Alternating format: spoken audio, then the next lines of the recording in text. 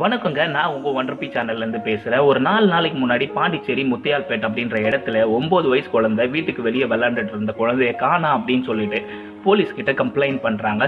போலீஸும் இதுக்கப்புறம் தொடர்ந்து தீவிரமா தேடிட்டு வராங்க. இன்னைக்கு வந்து பாத்தீங்கன்னா அவங்கள அந்த குழந்தைய சடலமா மீட்டு எடுத்திருக்காங்க. எங்க இருந்துன்னு பாத்தீங்கன்னா கால்வால இருந்து தான் மீட்டு எடுத்திருக்காங்க. கையும் காலும் கட்டப்பட்ட நிலையில மீட்டு எடுத்திருக்காங்க.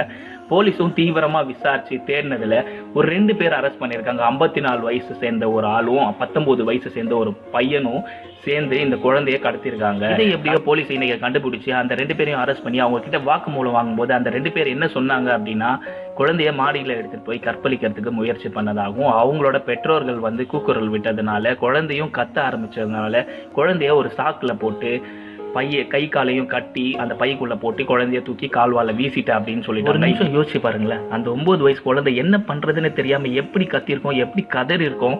ஸோ இதெல்லாம் ஜீரணிக்கவே முடியலங்க. இந்த மாதிரி ஆளுங்களை கண்டிப்பா வந்து சட்டம் கடுமையா தண்டிக்கணும் அப்படின்றத நான் கேட்டுக்கிறேன். நன்றிங்க.